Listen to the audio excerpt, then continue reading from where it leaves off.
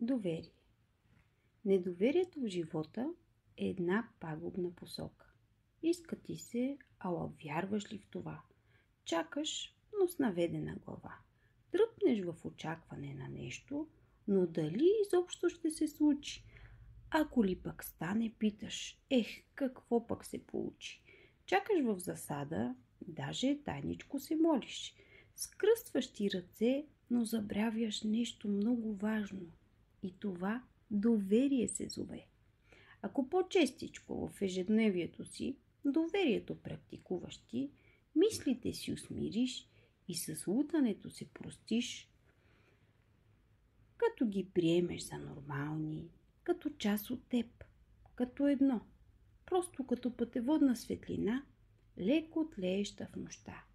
Но ако и се довериш, и с всяка съпротива, що изплува, дълбоко да се помириш, много важно е да не й се противиш, а напротив, от дълбините в теб да я благословиш.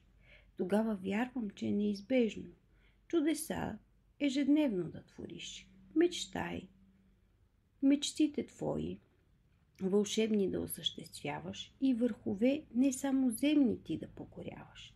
С доверието в ежедневния процес, което като огледало на стената ти виси и чака с ръка нежна прахта и да забършиш ти. Защото, пита ли се птицата, защо крила са й дарени, или просто ги отваря и полита над гори зелени? Да, така е.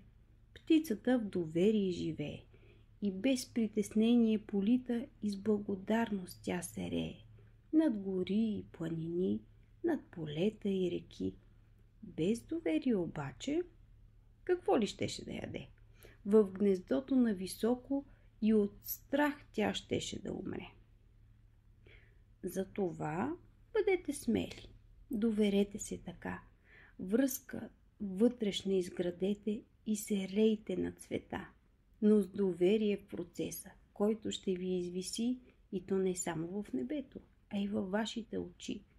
А това е много важно за доверието така, защото само който сила има да разпери своите крила, ще се разбере и ще види, че това не е шега.